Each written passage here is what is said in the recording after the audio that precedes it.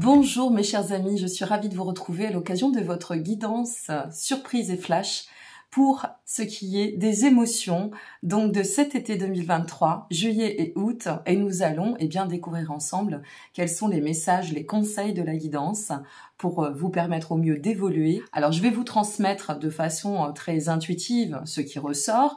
Je vais m'appuyer pour cela de certains oracles comme vous pouvez le constater. En tout premier lieu, j'ai utilisé mon petit oracle Anaya que vous pouvez retrouver sur la boutique Etsy. Donc n'hésitez pas, vous avez absolument tous les liens en dessous de cette vidéo. Alors, qu'est-ce qui vous attend pour cet été? Mes amis vierges, on va découvrir ensemble donc ce qui vous attend pour ce mois de juillet.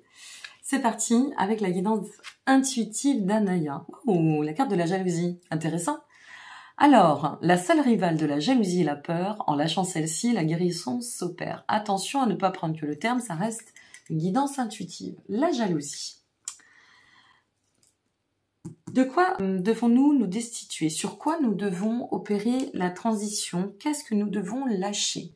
Parce que à travers l'émotion en elle-même, alors ça peut être complètement lié à l'émotion et de vous dire, bon, si vous êtes dans une relation au mois de juillet, travaillez cette problématique. C'est à vous, c'est vos énergies que vous affectez, que ce soit sur l'émotion ou que ce soit lié à la peur.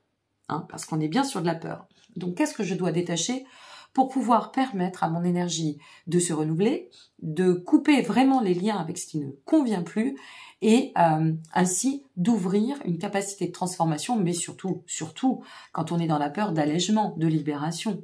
Donc, sur ce mois de juillet, on a un travail à fournir pour sortir de nos craintes, sortir de nos chagrins peut-être aussi, sortir d'une forme d'illusion en termes d'attente. Si vous êtes sur l'attente de quelqu'un, je préfère en parler parce que ça va être de toute façon pour tous les signes. À partir du 23 juillet, il y a Vénus qui passe rétrograde.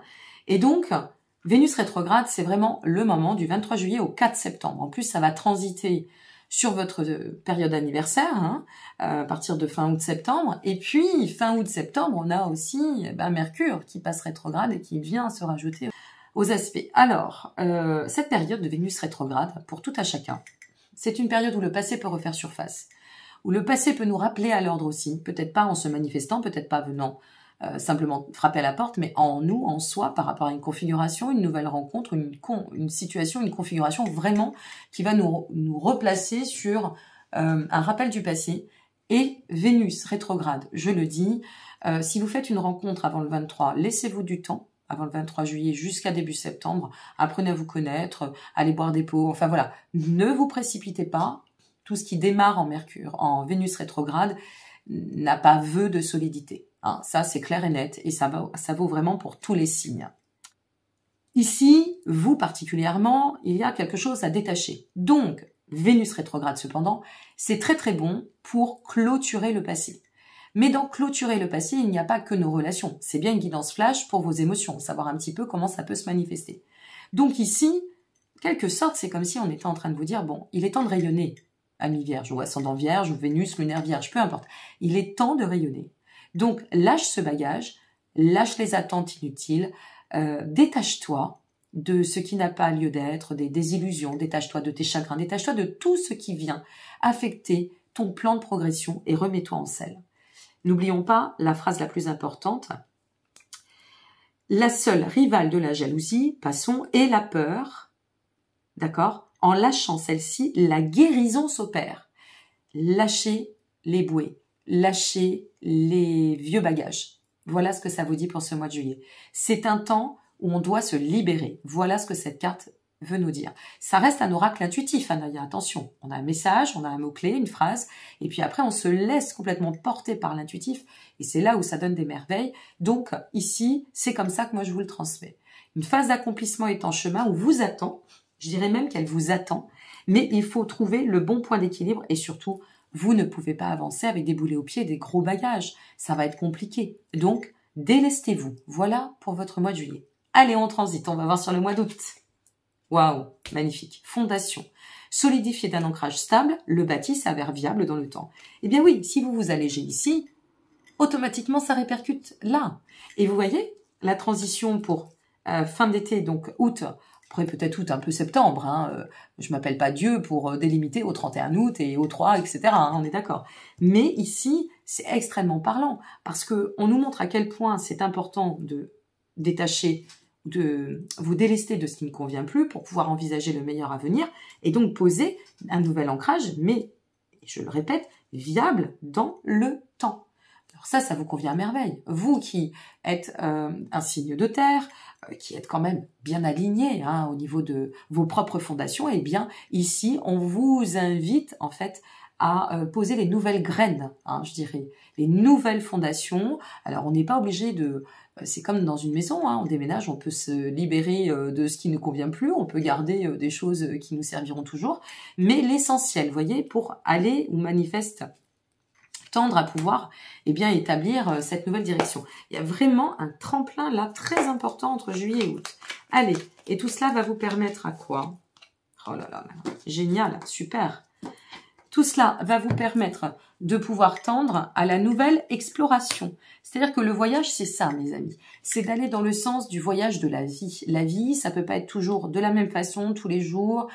On peut, enfin si, ça peut. C'est pas déconnant ce que je suis en train de dire. C'est-à-dire que ça peut, mais ça fait pas beaucoup évoluer. Hein. Si on reste toujours dans nos petites zones de confort et qu'on change pas et qu'à telle heure on fait ci, à telle heure on fait ça et que c'est comme ci, comme ça, oui, ben c'est bien, c'est rassurant, ça nous sécure, mais ça nous donne pas la possibilité d'explorer les potentialités. Et ici, c'est ça. Et en quelque sorte, c'est aussi le voyage intérieur, comme le dit la carte, du voyage intérieur à l'ailleurs, l'exploration est source d'ouverture. Donc, on vous invite ici, c'est vraiment l'invitation à l'exploration, à l'ouverture, à pouvoir manifester. Et puis, dans l'ouverture, il y a se libérer et avancer léger, donc s'alléger pour pouvoir eh bien manifester ou permettre aussi aux opportunités de se placer sur le chemin et puis de découvrir, qui sait, des potentialités, une nouvelle rencontre qui vous changerait complètement la donne mais qui serait parfaite pour qui vous êtes devenu à aujourd'hui. Peut-être que c'est la découverte aussi de qui vous devenez en termes de reliance à l'autre, d'émotion, d'envie d'aimer, de partager, d'être aimé. Mais ici, avec les fondations, on nous montre quand même qu'il y a une potentialité de repartir sur des bases solides.